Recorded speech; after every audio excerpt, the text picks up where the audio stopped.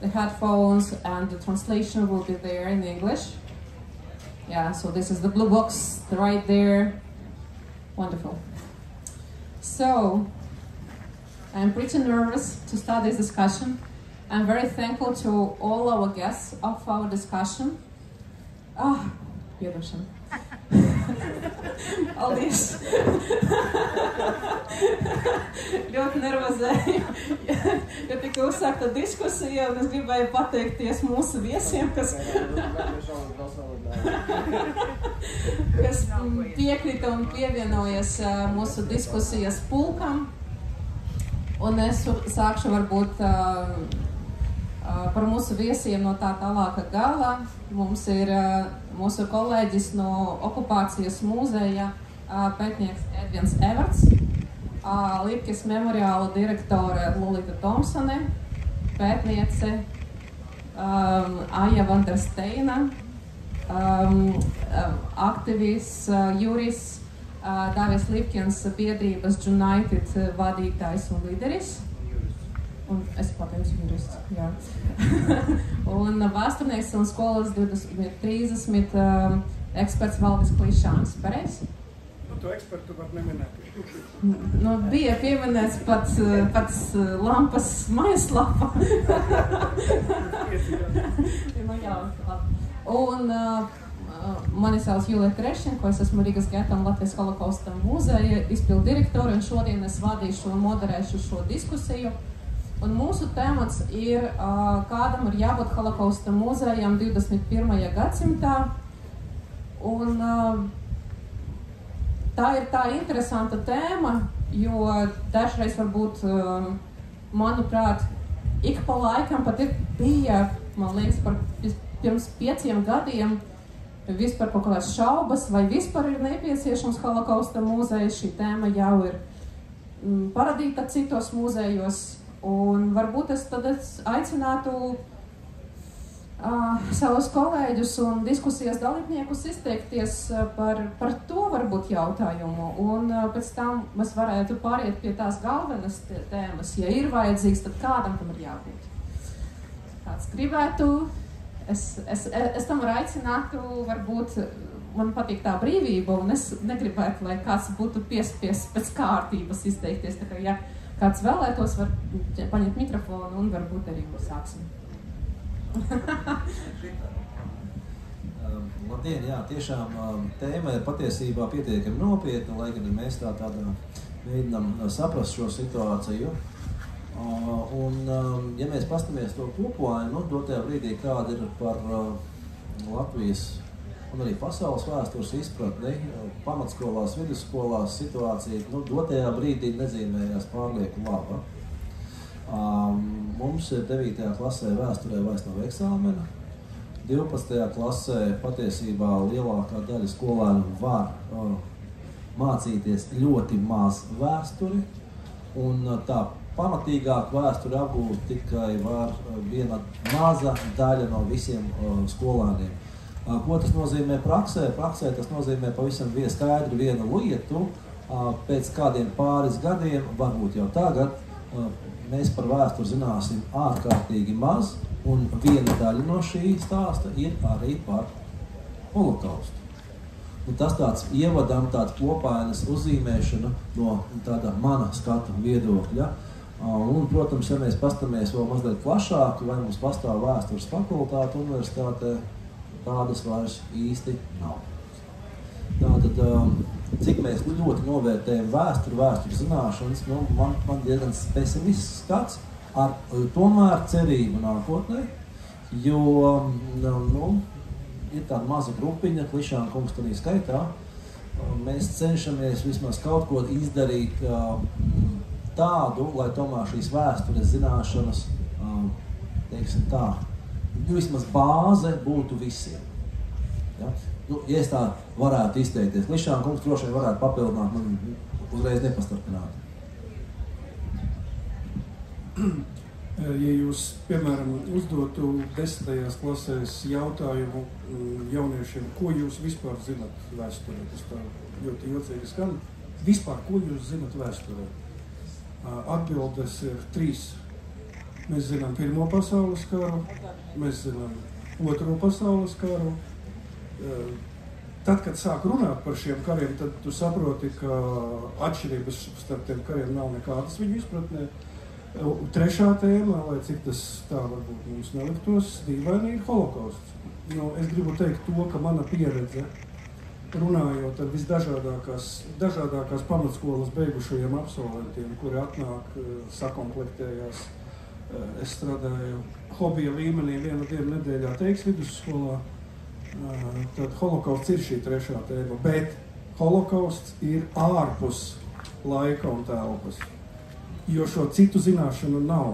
Tas ir kaut kas tāds, kas kaut kad ir bijis, bet kur tas ir bijis, kāpēc tas ir bijis, par to ir priekšstats diezgan vājš, bet es, lai gari nerunātu, pagaidām es gribu teikt, ka man liekas, ka, protams, ka muzejam ir jābūt, bet es teiktu, ka viena no mērķa auditorijām šobrīd būtu topošie pedagogi, ar kuriem man ir gods strādāt, un mēs šobrīd redzam tās drusku mūsu eksperimenta sekas, ka jaunie pedagogi zina visu kaut ko.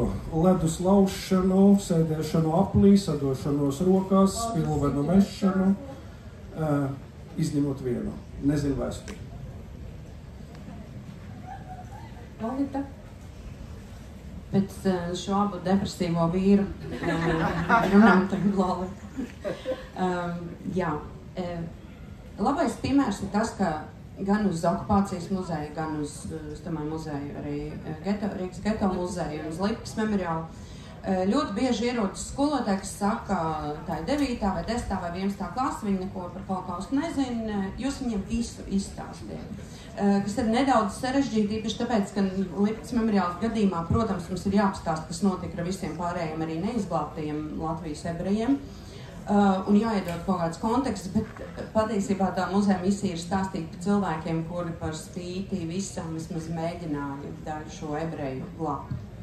Un savā ziņā arī patiesībā, jāsaka, kaut un nedaudz iedvesmo tam, ka pat ja viss apkārt bija nāve un iznīcināšana, šo cilvēku izvēles, tomēr bija svarīgas. Tie cilvēki, izglābtie ebreji un pasargātie, un viņi tomēr pēc tam aizgāja dzīvē.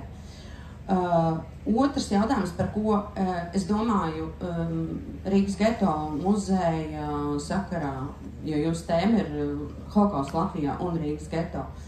Es domāju, kas ir tie lielie jautājumi, ar kuriem cilvēki ierodās. Jūsu gadījumā tas tie turisti, ļoti daudz turisti, un arī vietēji iedzīvotāji. Vietēji iedzīvotāji jautājumi ļoti bieži ir šādi. Ko tas Hitlers ienīda tos ebrejus? Ir pirmais jautājums, kas tev ir principā ātri jāpastāsta. Un otrs arī reizēm ir jautājums, ko viņi tādu darīja, ka viņi tik ļoti tos vāciešus, vienmēr sakot, noveda līdz šādam stāvoklim. Tur ir dažādi aspekti. Un domājot par laikmetīgu muzeju, saproti, es domāju par holokaustu muzeju. Man liekas, ka tas ir ļoti sarežģīts jautājums. Tev ir jāspēj atbildēt cilvēkiem uz šādiem jautājumiem. Tev ir jāspēj visiem tiem turistiem no visdažādākajām valstīm pastāstīt, kas notika Latvijā holokausta laikā un vispār, kas arī tur jābūt kaut kādam piemiņas momentam. Un tev vēl principā jāspēj izdarīt tas, ko skolās nav iespējams izdarīt, jo tur nav vēstures stundas, holokausta dienā tu vari tieši būt noslimot un nekad par to neuzzināt. Un arī tā ir Latvijas realitāte. Bet es domāju, ka muzeja dara ļoti svarīgu darbu. Vismaz tie cilvēki, es domāju, kas atnāk līdz okupācijas muzejam, un visiem pārējiem muzejiem varbūt arī kaut ko uzzina par to, kas te notika 2. pasaules kara laikā. Jā, tad es tiku pieteikta kā pētniece, turismu pētniece. Jāsaka tā, ar turismu es te nedomāju tikai starptautiskos turistus, bet arī Latvijas iedzīvotājus. Mēs 3 gadus aktīvi pētījām šo jautājumu, jo holokausta vietas Latvijā viņas ir populāras turistiem. Un mēs veicām gan vietējo iedzīvotāju reprezentatīvu aptauju par to, kā viņi vērtē savas zināšanas par holokaustu, par ebreju mantojumu Latvijā. Mēs vērtējām, vai viņi šīs vietas zina, vai apmeklē, un jāsaka tā, ka patiesībā ar jauniešiem ir labāk, grūtāk ar tiem, kas uzaug Padomju Savienībā, jo, holokaustu Padomju Savienībā nebija, mēs zinām. Un, ja cilvēks pats nav pašizglītojies, tad patiesībā viņi arī norāda to, ka tā zināšanas ir diezgan vājas. Bet arī vietējie iedzīvotāji dodas uz šīm vietām, kaut gan pilnīgi pretēja situācija bija tad, kad mēs nedēļu no rīta līdz vakaram intervējām geto muzeja apmeklētājus. 99,9% bija ārzemju viesi, bija tādi, kuri Rīgā uzturās 6 stundas, un vienīgais muzejs, ko viņi apmeklē, ir Rīgas geto un Latvijas holokausta muzejs. Runājot par mūsdienīgu muzeju, no gan vietējo turistu puses, gan ārzemju turistu puses, jāsaka tā, ka te parādās tā mantojuma sarežģītība. Tā disonance, kā runāt, jo ir jāskatās 3 virzieni. Pirmkārt, apmeklētāju motīvi, kāpēc viņi apmeklē šo vietu, vai viņiem ir saistība, vai viņi ir saistīti, viņu ģimenes vēsturi saistīti, vai viņi nāk no kultūras ar ļoti spēcīgu atmiņu kultūru, piemēram, vācieši, kuriem šīs holokausta vieta apmeklēšana ir viens no obligāti mantojuma, jeb kultūras turisma sastāvdaļām. Tad ir jāņem vērā, ka mums parādās turisti no eksotiskākām vietām, kuriem pat nav konteksta. Līdz ar to tas ir pilnīgi cits stāsts, un šī te informācija jāiedod. Ejot tālāk par motīviem, nākamais ir jautājums par uzvedību, kādā veidā mēs komunicējam, vai mēs stāstam stāstus, jo mēs zinām, ka šodien mums jāstāsta ne tik daudz, kas notika, bet ko mums darīt, lai tas vairāk nenotiktu. Protams, šajā ģeopolitiskajā situācijā domā, vai tiešām tie daudzie gadu desmiti ir tiešām bijuši veltīgi. Nedrīkst nobīties no holokausta. Ko tas nozīmē? Varbūt esat dzirdējuši, ka jaunieši izmanto sociālos tīklus, viņi fotografēja šais vietās, nevajag nobīties, tā ir daļa no uzvedības, tā ir daļa no piemiņas, daļa no dalīšanās un pieredzes iegūšanas. Tur ir turisti nebrauc izklaidēties šais vietās, mēs visi esam turisti, kad braucam kaut kur, tas nozīmē, tas ir par zināšanām, par izglītošanos un piemiņu. Un pēdējais aspekts ir pieredze, ja pieredzējums. Arī es esmu bēdīgs, patiesībā ir laba pieredze. Tas rosina man domāt, tas liek man pārspriest, pārdomāt lietas. Noteikti par to arī jāpadomā šo aspektu mūsdienu muzejā. Tas balstīts uz mūsu pētījumiem, bet ja kādu interesēs, var padalīties jau konkrētākiem datiem. Paldies, arī. David, es domāju, vai tu varētu savu viedokli pateikt, vai tavuprāt? Sveiki, man ir tas noslēdzošais vārds, cik es saprotu. Nē, mēs turpināsim.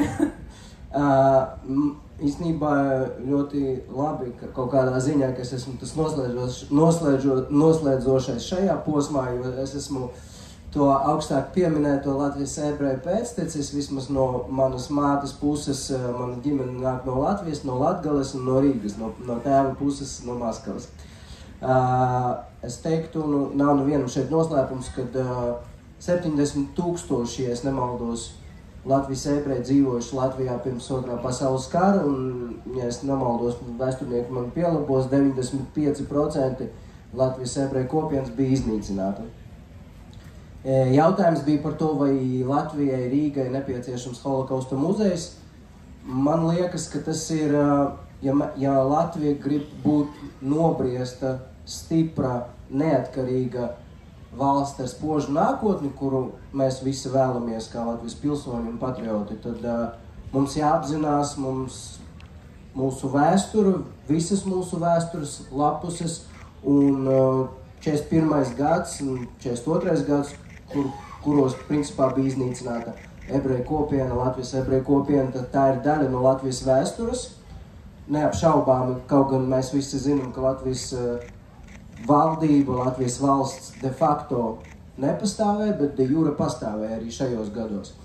Un mums ir īpaši jāizceļ holokausts, jo tas ir, man liekas, Latvijas valsts vēsturē, tad neatkarīgās Latvijas valsts vēsture, tā ir unikālā ar mīnus zīmi, unikālā pieredze, kad Latvija piedzīvojusi genocīdu, holokaustu, kurā piedalījušies arī vietējie iedzīvotāji, un kurā arī sava loma, pasīva loma bija arī Latvijas valstī kā tādai. Man liekas, ka tas ir ļoti sarežģīts, diskutabls, sāpīgs jautājums un sāpīga pieredze, bet kuru jāiziet arī jaunajām paudzēm, lai mēs būtu nobriedusi tauta, nobriedusi valsts un lai mūs sagaidītu arī stabilitāte, drošība arī nākotnē. Man liekas, ka tas ir tāds vitāls un ļoti kritisks jautājums priekš mūsu valsts. Es te varbūt, es pateiktu, ka noslēdzošais viedoklis, es tam noslēdzošu viedokļās paliktu atstāt sev. Es gribētu arī padalīties no savas pieredzes. Es uzsāku strādāt muzeju pirms 8 gadiem, un man absolūti nebija nekādas pieredzes pirms tām. Ne darbā ar piemiņu, ne man bija kaut kāda vēsturiska izglītība, ne arī man nav kaut kādas ebreju saknes, un nav bija tāds piederības sajūtas pie ebreju kultūras vai vēstures. Un tomēr man tā lielāka saskarsme un lielāka sāpe ir bijusi, kad šo 8 gadu laikā es esmu satikusi vairākus cilvēkus, kas nākuši uz muzeju, lai uzzinātu, kas notika ar viņu radiniekiem. Un pārsvara, protams, kad mēs runājam par ārzemju turistiem, tas nozīmē, ka tie ir tie cilvēki, kuriem ģimene kaut kas gājis boja Latvijā. Tad viņu radiniekus deportēja uz Latviju. Un mēs varbūt bieži neapzinām, bet Vācijā, piemēram, kad viņi dzird to vārdu deportation, tad viņiem būtībā ir vienīga tāda simboliska lielāka saikne, tā ir, protams, ebreju deportācija uz austrumiem. Un tad, kad nāk tie cilvēki un viņi jautā, un es sapratu, ka man būtība nav ko viņiem atbildēt, jo man ir tikai cipari, tie 1000, kuri bija nošauti biķerniekus. Man nav īpaši zinām kaut kādi apstākļi. Man ir vienīga iespēja, tā ir pārbaudīt izdzīvojušu atmiņu vai nu gadījuma, tur nezinu, kaut kāda niecīga iespējama daļa, ka tur kaut kas ir pieminēts. Kaut kāda kontekstā, kaut kas ar kaut ko ir dzīvojis, saticis. Un tas ir vienīgais, jo mums nav ne dokumentu, ne no geto, ne no koncentrācijas nometnēm, atšķirība no tā, kas ir saglabājies Centrāla Eiropā vai Rietuma Eiropā. Mums gandrīz nav nekā, mums tikai zināmi tie skaitļi, kuri ir figurēti, nezinu, Vācijas virsnieku atskaites un vēstules. Un tas ir lielākais izaicinājums. Un, manuprāt, holokausta muzejs vajadzīgs, es nezinu, kādā mērā Latvijas sabiedrība, godīgi pateikt, piemēram, man strādājot muzejā, galvenais lielākais stimuls ir tomēr mēģināt izpētīt to, kas vēl ir iespējams izpētīt, lai būtu saglabāta atmiņa, piemiņa, un tomēr būtu pieejama informācija kaut par dažiem. Un, manuprāt, muzejs, tas nav tikai informācija, kura glāba muzejs institūcija, kura glāba informāciju, bet kas pēta un atrod jaunu. Jo pie mums nāk cilvēki arī ar ģimenes dārgumiem, fotogrāfijām, kaut kādām liecībām, kaut kādām vēstulēm. Piemēram, ir saņemamas vēstuli no Zviedrijas kolēģiem. Neliela fotogrāfija, vecāki ar savu dēlu, un uz šīs bildes arī ir neliela tāda zīmīte, un tā ir uzrakstīts vispirms no mātes, pēc tam no tēva, ka mūsu mīļākais dēls turies, mēs vēl satiksimies, mūs sūta uz Rīgu, viņi savu dēlu nosūtīja uz Lielbritāniju, paši bija deportēti uz Rīgu. Nu, un būtībā tas ir vienīgais, kas ir palicis, un mums pat digitālā veidā tas ir dārgums, jo mēs saprotam, mēs tagad zinām, kā izskatījās šīs vīrietis, kas gāja bojā biķerniekos, ja? Kas ir zināms par viņas sievu, kā viņa sauca katrs otru, tas ir pieminēts arī tā zīmīte. Un būtībā, mana izpratnē, tā ir galvenā ideja, kāpēc ir svarīgs Holokausta muzejs. Bet te ir otrs jautājums, ko es gribētu atkal diskusijas dalībniekiem uzdot. Tad katrs no savas puses vai piekrita pilnībā, vai daļēji, kā tas Holokausta muzejam ir sava loma Latvijas izglītība vai Latvijas sabiedrībai kopumā. Un tad man ir jautājums tāds. Ja mēs izlēmjam, ka jā, labi, Holokausta muzejam nacionāla mēroga ir jābūt, tad kādam? Un kāpēc es to jautāju? Jo es satiku arhitektu, kas palīdzēja mums veidot modernizācijas projektu, un tas bija pirmo reizi, kad es dzirdēju ļoti asu kritiku pret Holokausta muzejiem vispār, un tas bija ebrejs. Un viņš tik asi, tik nežēlīgi tos komentēja, jo viņš pateica, ka būtībā tie Holokausta muzeji ir pārvērsti par melnajiem Disneylandiem. Jo viņi mēģina manipulēt ar sajūtam, viņi mēģina nobiedēt. Es negribētu vest savus bērnus uz šiem muzejiem. Es gribētu, lai Holokausta muzejs būtu tā piemiņas vietā, kur nebūtu bail, kur būtu izvēle, kur būtu brīvība. Un tad mēs sākam domāt, kādu mēs gribētu savu muzeju, Holokausta muzeju, kā mēs to redzētu. Bet es gribētu varbūt palūgt, padalīties ar jūsu pieredzi, ar jūsu viedokli, kādam ir jābūt, varbūt ir kāda tāda īpaša pieredze mūsu zemē, Latvijā vai ārpus, kur jūs varētu pateikt, jā, šis ir tāds kā piemērs, šis ir tāds labākais, neatkarīgi no tā, vai skumjas bija galvenā sajūta vai ne, tas ir mans jautājums. Paldies. Jā, man gan grūti iedomāties Holokausta muzeju, kurš nebaida. Bet man personīgi no tā, kur es esmu bijis, pieredze ir visemocionālākā. Tie, kas ir bijuši Yad Vashem muzejā, tur ir tā, es nezinu, kā viņi saucās, bērnu daļai ar tām zvaigznītēm tumsā. Bet man viņa bija ļoti, man emocionāli vispār tur bija grūti iziet. Un mani daži kolēģi, vēsturnieki, daži pat ļoti atpazīstami akadēmiski pētnieki, viņi teica, viņi vispār nevar ieiet iekšā. Bet otrais, kad es tur biju, es biju liecinieks vienai turistu grupai, kura izgāja tur cauri tā kā tādai Disneylandai. Kas tur tumsā kaut kādas lampiņas. Un tajā brīdī es domāju, kas strādā, ar ko tā mana tā emocija atšķirās no viņa. Un tad es domāju, ka te ir divi faktori. Te ir, pirmkārt, protams, pamatā ir tās zināšanas, un otrais ir empātija. Empātija, kad es šīs zināšanas varu pārnest uz citu laiku, iedomāties šīs situācijas sadzīviski, kaut vai, es teikšu, arī uz savas ādas. Tas ir tas, ko vēsturnieks vienmēr dara, ko es tajā situācijā darītu, vai kā tas viss būtu. Tai turistu grupai, kas tur gāja, viņiem acīm redzot, nebija nezināšana, ne empātijas, viņi izgāja cauri vienkārši, es dzirdēju tās sarunas, tumša istaba un lampiņas nebija, un viss.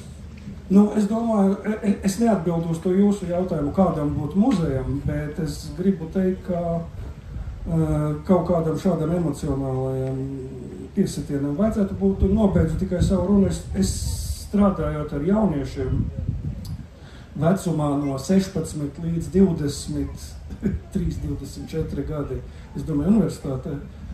Es teiktu, ka tā empātiskā daļa šobrīd ir ļoti attīstīta. To nevar salīdzināt ar to, kāda bija empātijas spēja sabiedrībai kopumā pirms 20-30 gadiem. Šobrīd cilvēki ir empātiski un uz to kaut kā var iedarboties. Es tikai pieminēšu. Tur ir ne tikai tās svece, flauta, tur visu laiku lasa to miljonus bērnu vārdus. Un īpaši, ja tu ieeji un tu trāpi, ka tev saka Īzaks Gurvičs 5 gadi Jelgava, vai kaut ko tam līdzīgu, tad es domāju, ka tur jau cilvēki no visas pasaules, es domāju, ka tas arī vēl strādā. Un, ja turisti iespējams ir no vietām, kur viņam neko tas nesaistās, tad, tas tā kā neparedzam, kā tas darbos. Viena lieta, ko es šeit gribētu pieminēt, tad to es daru gan skolā, gan arī augstskolā studentiem, ne tikai vietējiem studentiem, bet arī ārzemju studentiem, kas arī ir atsevišķa kategorija, bet vienam es pilnīgi vēl piekrītu. Tas, kad tas strādā, ir tad, kad vairāk vai mazāk šie jaunie cilvēki, tomēr ir sagatavoti šim stāstam. Jo nesagatavotu cilvēku ievedīs jebkurā muzejā būs šī reakcija. Un mēs īsti, vai mēs to varam pārmest dotajā brīdī, es domāju, ka nē. Bet, ja mēs cilvēku sagatavot, un tā es daru saviem jauniešiem, arī no turības kolēģi, arī no klasiskās ģimnāzijas, un es viņus vēdu arī uz okupācijas muzeju, no kuras es pats esmu. Ne? Patiesībā ir tā, ka pēc šādās jau sagatavotas ekskursijas vai stāsta, jauniešiem ir daudz jautājumu. Un patiesībā tas brīdis, kad viņiem ir daudz jautājumus, uzskat par savu panākumu. Jā, man varbūt būs mazliet papildinošs viedoklis. Vairāk virzieni. Pirmais, intervējot Geto muzeja apmeklētājus, es nejauši intervēju ebreju izcelsmes profesoru no ASV, kurš teica, šitā pieeja nedara nekur, ka mēs visu laiku sakam, cik gāja bojā, mēs to zinām. Parādam, kā viens otru atbalstīja šajos grūtajos laikos, parādam varoņus arī tad, lai arī mēs zinām, ka viņi gāja bojā. Šīs te palīdzības, help stories ir ļoti svarīgi. Un tas man lika domāt, kāpēc arī, protams, tur ir arī citi iemesli, kāpēc mēs arvien vairāk runājam par glābēju muzejiem, lai tas arī ir Austrumeiropas fenomens, protams. Tas ir viens, par ko būtu jādomā noteikti par tiem varoņu stāstiem arī, jo stāsti, protams, ir svarīgi. Stāsti par to, jāgāja bojā, bet arī vai ģimenes izdzīvo. Jo ļoti bieži arī mēs intervējām un teica, bet vai kāds palika dzīves? Pastāstīt arī par to, kuri palika dzīvi. Tas ir viens. Otrs, ņemot vērā arī to, ko kolēģis pieminēja, es domāju, ka šiem muzejiem ir jākļūst par vietām, kur mēs runājam par mūsu sarežģīto pagātni, jo mēs zinām, ka mēs esam arī bijuši ne tikai upuri, bet latvieši arī bijuši pārdarītāji. Tiešām, ja mēs gribam pieaugt kā nācija, mums ir jāspēj paskatīties spogulī, un muzeja varētu būt par šīm dialogu vietām. Kāpēc? Tāpēc, ka tas arī veido mūsu tēlu, jo varētu jautāt, kāpēc cilvēks, kurš pēta turismu, kāpēc būtu jāpēta sarežģītais mantojums un ebreju mantojums, bet es pētot 2017. gadā, es gribēju izpētīt TripAdvisorā, ko tad raksta turisti par Rīgu. Un mani vienkārši nolēmēja vien rakstīt atsauksmi. Viņiem ir norādes uz akmeņiem, brūnās norādes turistiem, uz akmeņiem, uz nesvarīgiem pauguriem, bet uz vietu, kur dažās dienās tika nogalināti 25,000 ebreju iedzīvotāji, nav nekā. Rodas iespējas, ka viņiem ir vienalga. Es nevarēju 3 naktis gulēt, un es domāju, man jāpaskatās, un tad man atvērās acis par to, cik daudz mums apmeklētāji ir, tiešām, kuri grib iepazīt ebreju mantojumu, jums neienāks prātā, bet kruīzu kuģi, kad iebrauc Rīgā, tur ir ļoti daudz turisti no ASV, no citām valstīm ar ebreju saknēm, kuri dodas konkrēti. Kruīzu kuģis, biķernieki, kruīzu kuģis uz Rumbuli un atpakaļ. Un tas ir vienīgais, ko viņi apskatās Rīgā. Tā kā, tas bija, es domāju, tās dialoga vieta par to, ko mums darīt, lai tā nebūtu. Un tiešām par šo te, kad mums jāspēj paskatīties, jo patiesībā atzīt savas nācijas kļūdas, vājās vietas no Eiropas kultūrā ir, tas ir pozitīvi, tas nav negatīvi, ir pat zinātniskie raksti par to. Es gribēju Lolitai pajautāt. Lolita, tās muzejs diezgan bieži ir pieminēts kā viens no, topā, kas runā par šo tēmu, un, tā kā no tavas puses arī gribētu. Mums jāsaka, ka tāpatās lielākā apmeklētāja daļa ir vietējie iedzīvotāji vai individuāli apmeklētāji un skolēni. Protams, vasaras sezona ir tā turismu sezona, bet domājot par muzeju, kuram ir jātop, tad kādas tad tās mūsu izvēles?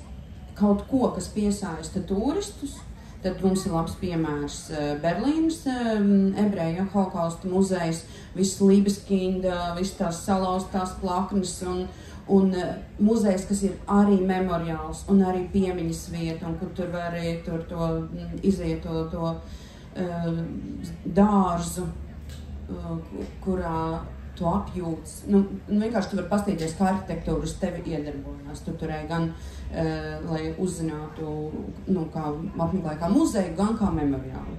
Poliņu muzejs, kur memoriāli ir visi apkārt un kas atrodas Varšavas geto, pie Varšavas geto, savukārt stāsta visu ebreju vēsturi. Visu tur 1000 gadus.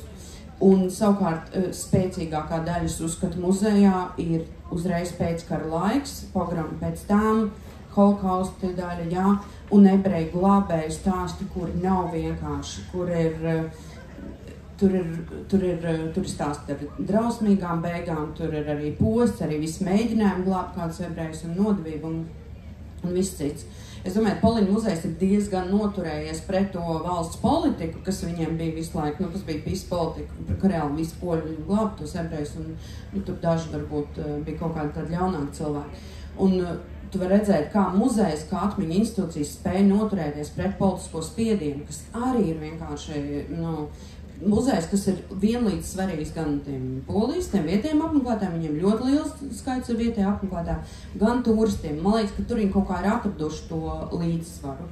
Bet tēma Rīgas geto un holokausts Latvijā, atšķirībā no muzeja ebreju Latvijā, kuriem būtu jāspēj izstāstīt savukārt viss arī ebreju kopienas stāsts Latvijā, holokausts ir tā daļa, tā ir tā gandrīz neatbildamā atbilde.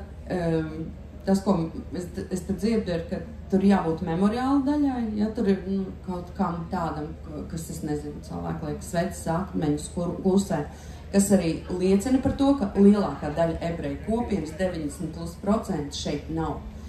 Tie ebreji, ko jūs te satiekat, viņiem nav radinieku, viņiem nav vecmāmiņu vestētiņu, viņu kapi ir aizauguši kokiem un kurš nu zina, kuram tur ir tie gājuši bojā.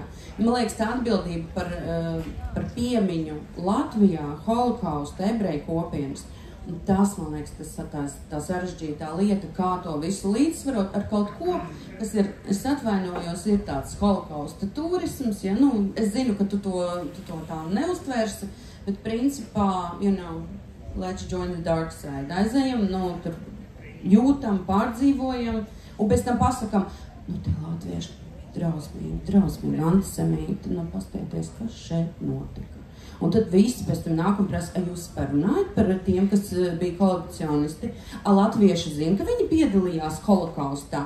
Un tie ir arī daļa no jautājumiem, ko te uzdod vidējais turists, jo viņiem ir svarīgi to zināt. Vai to pateikt? Jā, un tie komentāri bija arī no turistu puses nenoliedzami. Bet kurš no jums ir turists kādreiz? Visiem gadās. Jā, un tur jau tā lieta, tad, kad mēs arī ejam muzejā, un te ir tā lieta par tām zināšanām, ko iepriekš pieminēju, starp citu intervijās. Apmēram 200 intervētie, viens bez augstākās izglītības.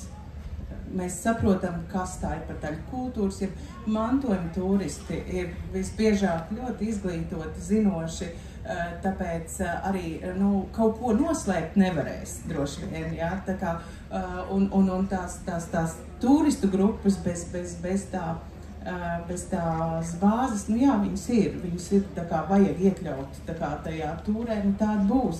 Bet es gribētu teikt, veidojot, neko neveidojam turistiem.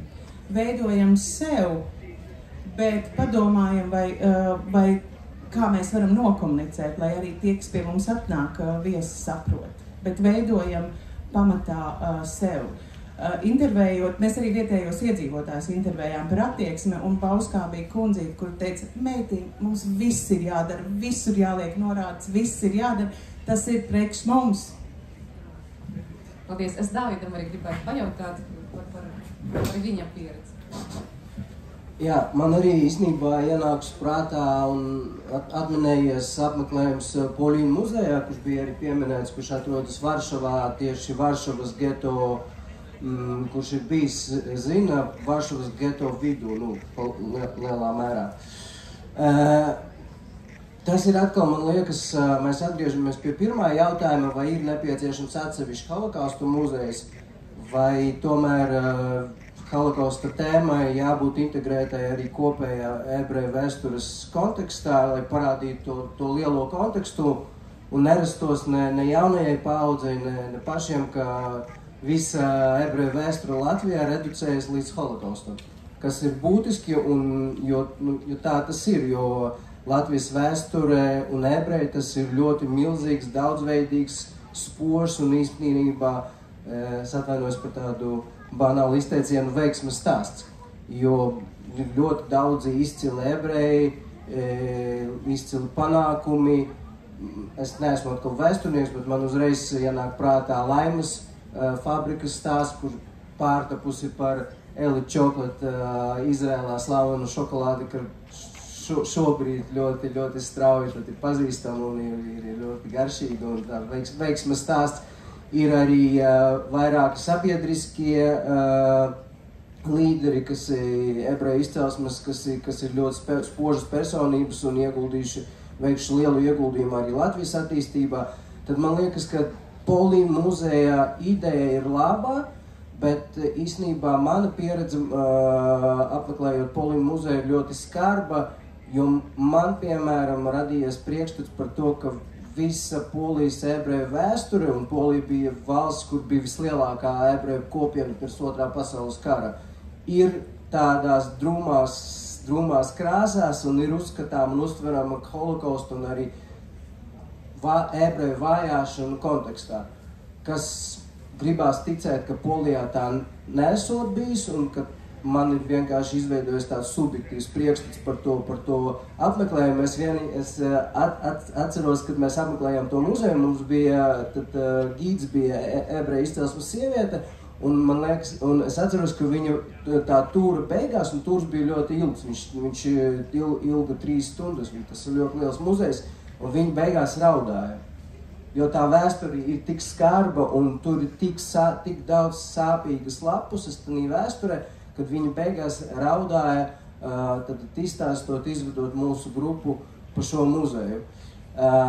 Gribētos veidot kaut ko tādu Latvijā, bet, lai tas pastāstītu patiešām par to, cik bagāti ir ebreju vēsture Latvijā, cik labas īstenībā produktīvas, ražīgas bija mūsu attiecības arī ar latviešiem, un cik mums bija un arī šobrīd ir laba un miedarbība un laba saskarsme, un ebreji vienmēr bija daļa no Latvijas sabiedrības un atstājuši savu ieguldījumu visās, man liekas, visos aspektos un visās nozarēs. Sanāk, ka jūs bija tajā ebreju vēstures muzejā, bet galu galā tas tomēr viss tā kā kopējā sajūta tomēr bija, ka runa bija pārsvar tikai par holokaustu. Nebija, tā nav taisnība. Dāvids ir bijis kaut kādu citu muzeju. Es biju Polinārī, jā, man arī cits sajūta. Mana laba draudzene, kad mēs bijām tur iegājuši suvenīru veikalā, viņi man pienāca un pateica, zini, man ir tāda sajūta, ka mēs pērkam suvenīrus kapos. Kādas tev vainojam gidu? Mēs vainojam gidu. Kāda bija tev sajūta? Tātad es muzejā biju 3 reizes Poļu muzejā. Tagad katram, kas tur brauc, es saku, labi, aiziet apstīties, ar ko sāks ekspozīcija ar mežu. Bet muzeju jūs apmeklēt, sāciet no otra gala. Vienkārši ejiet principiāli no otra gala. Sāciet ar Poliju šobrīd, kur dažādiem polijas ebrejiem uzdod jautājumu, vai viņi ir vairāk poļi vai ebreji. atbildes ir fantastiskas, tās sarunas ir vienkārši lieliskas, jo viņi ir ļoti, ļoti dažādi, un to ir izdevies notvērt 10 minūšu tādā filmiņā. Teiksim, ebreju puikam prasa, kas tu esi vairāk, polis vai ebrejs? Viņš saka, tas tā kā 10 prasīt, viņš ir 1 vai 0. Tā viņš atbild. Un tad ir ebreja kundze, kurai saka, es esmu ebreja, bet es vairāk polieta. Un kāpēc es esmu šeit? Tāpēc, ka kurš tad tos kapus un tos akmeņus kops? Es jūtos par tiem atbildīgi, tāpēc es piedaru šeit. Tur bija ļoti, ļoti dažādas tās atbildes. Un tad, ja tu ej un skaties arī par aizbraukšanu, par Polijas ebreju aizbraukšanu pēc kara, pagrīdi, komunistiskā partija. Vienmēr sakot, ka tu ietini holokaustām tajā vēsturē viņu tā kā no otras puses, no tās mūsdienības, ar ko tu vari tā kā sazamēties šobrīd. Un tas, man liekas, strādā ļoti spēcīgi. Jo būsim godīgi, ja tu sāksi no tā pareizā gala, pie 16. gadsimta tu vairs negribēsi redzēt pilnīgi neko, tu sēdēsi, tad skatīsies tām ješivas tām bildēm un negribēsi vairs neko vairs uzzināt. Cilvēks nav spējīgs uztvert tādu informācijas daudzumu. Un tad tu beidz ar skaistu idilu, kur koki un cilvēki visi kopā sadzīvos. Drīkst piebilst. Man arī atminējies, katram ir sava pieredze ar, piemēram, to pašu Poļinu muzeju apmeklējumu, bet es nesen esmu atgriezies no Prāgas, kuras biju ceļos ar manu dēlu. Un es varu pateikt, ka tur man radījusies ļoti tāda pozitīva redz gadījums, kad tu apmeklējot dažādas ar ebrejiem saistītas vietas Eiropā un tīpaši mūsdienu Eiropā, tev rodas kaut kādas pozitīvas emocijas un pieredze. Un tur tā pieredze bija ļoti draudzīga, ļoti atvērta, un tur, protams, ir daudz, kas stāstīts arī par holokaustu, arī par deportācijām uz Baltijas valstīm, uz Rīgu, bet priekšplānā un pārsvarā tev veidojas priekšstats par ebreju dzīvi Prāgā, Čehijā, par viņu ieguldījumu un par to, kā viņi bija sadzīvojušies arī ar čehiem, un ka tā kopā dzīvošanas pieredze ir īstenībā ļoti pozitīva. Un mēs redzam, ka arī cilvēki, ebreji no citām valstīm, ieskaitot Izraelu, jūtās tur droši, jautri un ar lielu prieku apmeklē Prāgu atkal un tur atgriežas, kas šodien mūsdienu pasaulē, man liekas, ir ļoti labs panākums un ļoti laba ilustrācija, kā jāizskatās nobriestēt Eiropas valstī un demokrātijai. Es par Polidu gribēju izteikt savu viedokli.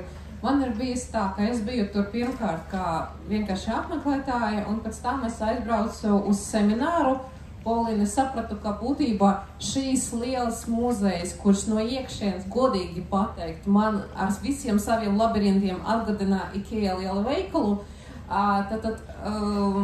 ar milzīgiem resursiem, ka viņi var bērnu izstādēji, kuras ilgums ir 3 mēneši, terēt 1 miljonu eiro.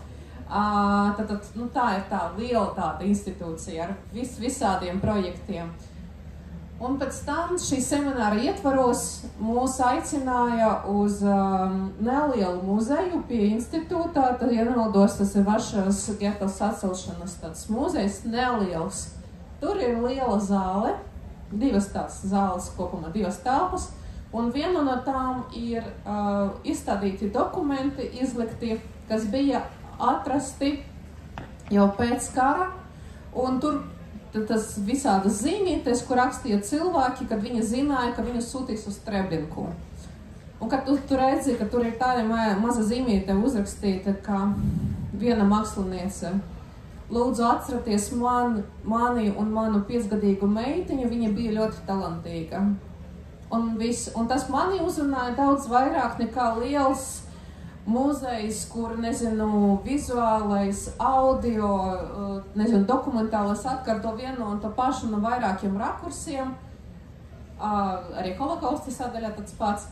Tomēr, piemēram, uz mani tas iedarbojas vēl stiprāk. Mums būtībā ir vēl kaut kādas 10 minūtes. Es gribēju pajautāt zāli, vai mums no zāles ir kaut kādi jautājumi. Lūdzu.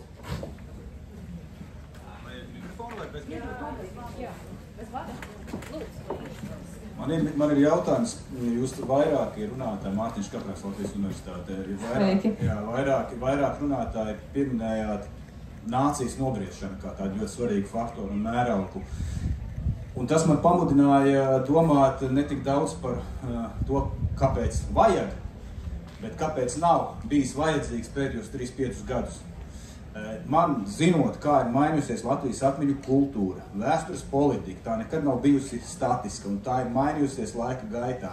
Tā skaitā attiecībā uz holokausta izpratni un visu pārējo. Kāpēc, jūsuprāt, nav šāds muzejs tapis pirms 20 gadiem vai 15 gadiem? Nu, tieši 15 vai 20, vai 25 vai 30, ja nav. Ļoti labs jautājums. Tieši 2010. gadā tika dibināts muzejs, kas šobrīd tika saukts par Rīgas geto un Latvijas holokausta muzeju. Bet, paldies! Ļoti labs jautājums. Es arī to uzdevu, lai arī, un manas turismu studijas beidzās ar atmiņu kultūras studēšanu un tā tālāk. Es domāju, tas ir saistīts ar to, ka vispirms mēs mēģinājām tikt ar savu traumu galā. Tad populārā kultūra, opera, grāmatas lika arvien vairāk pievērsties šim jautājumam. Tas ir arī jau zinātniski pierādīts.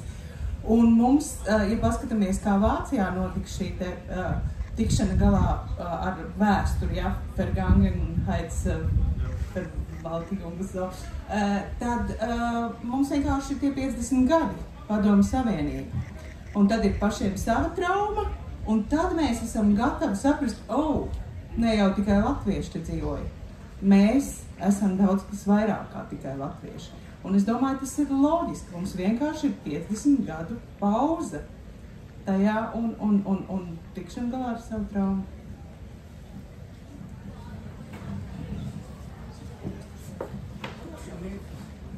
Jā, paldies. Es arī no okupācijas muzeja Ķīnas apās. Es gribēju pie sarunas sākuma atgriezties ar jautājumu visiem paneļa dalībniekiem par tādu lietu. Tātad informācija par holokaustu, ko saņem sabiedrība jeb jaunieši. Kā jūs redzat šīs proporcijas? Cik daudz nāk no izglītības sistēmas? Cik daudz nāk no muzejiem un atmiņas institūcijām? Cik daudz nāk no kultūras procesa? Plašāk nozīmē filmām, literatūras un vispārējā. Un vai šīs proporcijas ir pietiekoši labi līdzsvarotas, vai tur nevajag izdarīt kaut kādas korekcijas?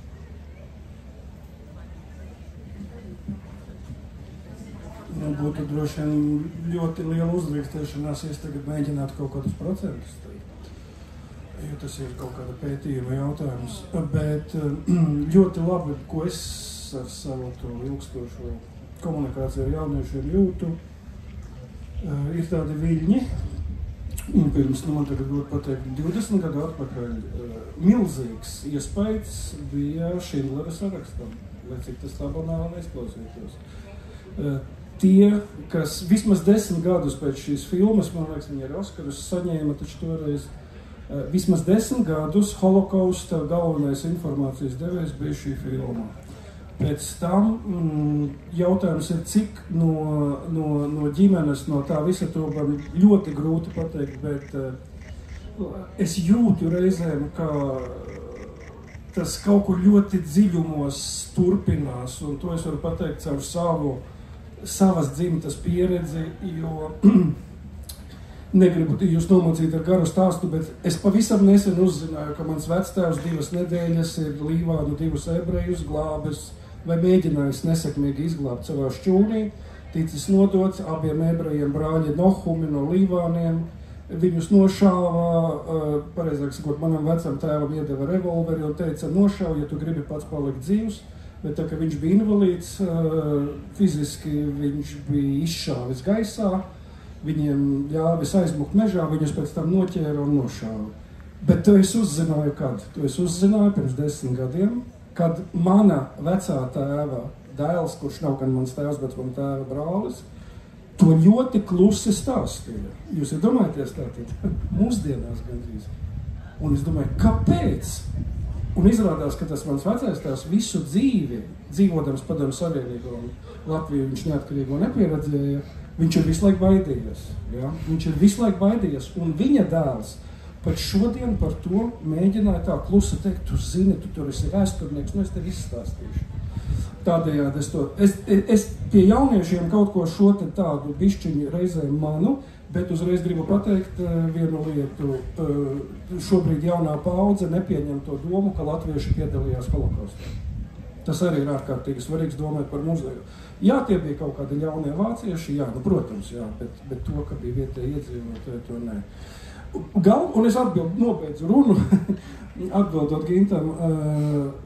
Nākamais, kur bija diezgan daudz informācijas, bija tas, ka 2000. gadu sākumā tika radīti diezgan daudz mācību materiāli skolām, kur arī vēstures skolotāju biedrība piedalījās, un tie vēl joprojām skolās ir, un skolotāji viņus izmanto. Tā kā es redzētu šādus tos, kādreiz tas bija kino, pēc tam tie ir mācību materiāli, pati tēma, lai cik es nezinu, kā to korekti pateikt. Nu, ziniet, viduslaikos cilvēkiem šausmīgi uzbudināja cilvēkus tā jaunās derības sižets par mazoņu slepkavošanām Heroda laikā. Man liekas, ka šitam ir kaut kas tāds bioloģisks. Nu, tas tā, ka cilvēkam patīk staigāt gar kaut kāda debesu skrāpja malu, viņš pats trīc iekšē, viņam ir bail, viņš grib ieiet pie tās malas. Es jūtu kaut kādu šādu savdabīgu uzbudinājumu. Es nezinu, kā to korekti pateikt, ja, bet cilvēkam kaut kas ir tajā dzīvnieciskajā. Un tas tiem jauniešiem kaut kādu tādu interesi rada. Nu, jā, tas ir tas, kā es šobrīd to jūtu. Es varbūt tikai varu papildināt, pat labam Kultūras akadēmijā tiek izstrādāts darbs, man liekas, jau ir nodots, un novembrī tiks aizstāvēts Diāna Popova. Viņa tieši pēta populārās kultūras ietekme uz arī holokausta šo te piemiņu un jauniešu zināšanām. Tā kā tur būs noteikti materiāls pamatots, ja, un kādā veidā komunicēt nākotnē. Tā kā varbūt paklausieties, kad ir šī aizstāvēšana. Jā, rudenī būs un Diāna Popova, un tur būs rezultāti jau ar datiem. Gribēju, diemžēl, pateikt, ka mums jau laiks noslēdzies. Pavisam īsti pieminēšu vienu lietu. Patiesībā manā skatījumā te īsti jautājums ir pavisam vienkārši. Lielāko daļu zināšanas tiek gūtas un sniegtas skolā un izglītības sistēmā. Un vispārējais ir tikai daudz un ievērojami mazāk. Un pie tās bija viens no tiem punktiem, ko es vēlējos pateikt. Labi, skolnieks iegūst savu izglītību, vai mums ir tālāk izglītības kursi, kas ir pārdomāti un apzināti mērķēti uz šādu auditoriju. Es varētu teikt, ka, diemžēl, šādas politikas mums īsti nav. Lai gan to varētu ļoti viegli, prātīgi mainīt. Jā, es gribēju divus vārdus pateikt par to, ka, manuprāt, kritiskākais ir jautājums nevis par proporciju un par formu, bet par saturu.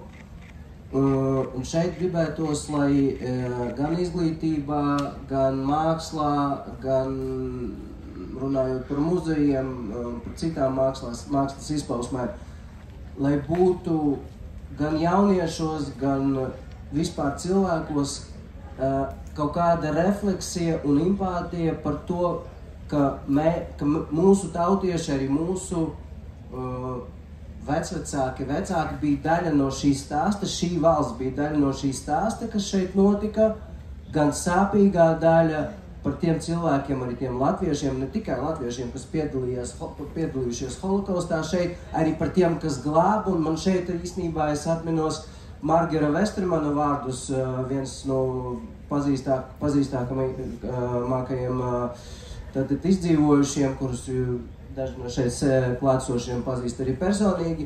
Viņš, jūs zināt vai ne, viņš veltīja visu savu mūžu grāmatas uzrakstīšanai, tapšanai par glābējiem. Man liekas, tā grāmata arī gandrīz ir uzrakstīta, un Vestermaņa kungs viņu pabeidz. Bet vienā no 4. jūlija pasākumiem, kas ir Latvijas holokausta piemiņas diena, Vestermaņa kungs pateicis, es skatoties uz to, kas šobrīd notiek pasaulē un Latvijā, un kā galvu paceļ antisemītisms citās formās, citās izpausmēs, arī pret neiecietību, arī pret Izraēlu un pret Izraēlas pieredzēto principā genocīdu. Viņš pateicis, varbūt arī vērts bija uzrakstīt arī grāmatu par šāvējiem, ne tikai par tiem latviešiem, kas glāba. Un tas atkal, es to sāku ne ar mērķi, lai atrieptos, bet ar mērķi, lai panāktu to nobriedumu, lai mūs izdzīvot to, kas bija šeit piedzīvots, pieredzēts, izdarīts, un tikai pārdzīvojot šo, lai virzītos uz priekšu. Jo man liekas, tas skatījums, ka holokausts tas ir slikti, tas ir sāpīgi, tas ir šausmīgi, bet kāds mums ar to ir sakars? Tikai saprotot mūsu iesaisti un mūsu sakaru ar šo stāstu, mēs varam to izdzīvot un izdarīt pareizus secinājumus un izaugt un iet un attīstīties tālāk, kā tauta. Paldies! Paldies visiem šodienas Drīkst vienu vārdu, kā reakcijas uz pēdējo runātāju. Es arī šo jautājumu uzdevu Vestermaņa kungam. Un viņš teica tieši to. Es varēju skaitīt slepkavas, bet es izvēlējos skaitīt labējus. Tā viņš teica, bet latvieši paši lai skaita slepkavas. Un tā ir tā svarīgā lieta, ja, kas varbūt tiešām nav īsti Geto muzejumu ērti, ja, vai muzejumu ebreju Latvijā ērti, bet no okupācijas muzejumu un Latvijas ja, daļai. Šiem muzejiem mūsu tā lieta būtu jādara. Tieši tāpēc, ka tā kā Valdis saka, ka, teiksim, jaunieši uzskata, ka tas ir tabū joprojām. Ja. Tāpēc, ka, teiksim, mēs joprojām, es domāju, ka arī mūsu muzejā pārāk maz par šo tēmu stāstām. Tas ir viena diezgan liela sastāvdaļa mūsu muzeja, patiesībā Latvijas okupācijas muzejs, tam pievērš pietiekami lielu uzmanību un arī pievērsīs gan pārdomāti attīstoties, gan arī veidojot raidījumus, veidojot arī vēl citus projektus, kas mums ir padomā. No savas puses mēs darām, cik ir mūsu spēkos, protams. Jā, bet mēs visi saprotam, ka mums vēl priekšā daudz darāmā, vai ne? Tā kā Rīga dimt, un nekad tā, mēs ceram, ka nekas šī process nebūs beigsies. Būtībā arī es varētu pateikt galā arī par to, ka noteikti holokausta muzejam ir jābūt tai piemiņas vietai.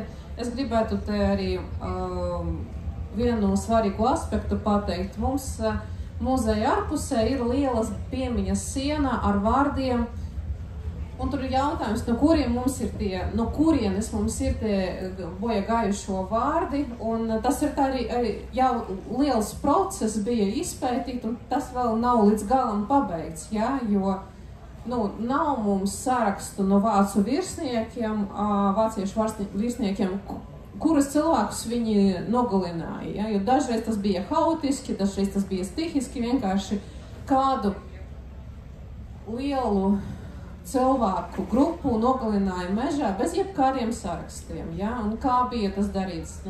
1935.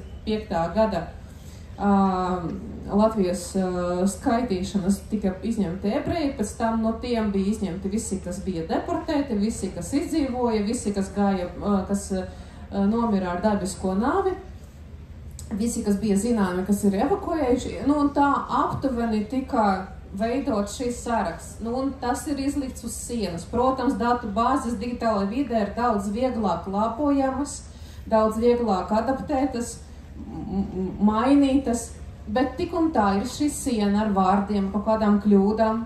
Bet tieši šī siena ir tā vieta, pie kuras nāk cilvēki, atbraucot uz Rīgu, uz dažām dienām, viņi nāk šajā muzejā, un viņam ir svarīgi ielikt svecīti pie šīs sienas, jo tā ir vienīgā vieta, kur viņu radinieku vārdi ir pieminēti. Ja? Jo dažreiz ir tikai tie lieli akmeņi uz piemiņas vietām, bet tur vismaz ir tā vieta, kur viņi var atnākt un druscītiņi paklusēt un atcerēties savu radinieku vārdus.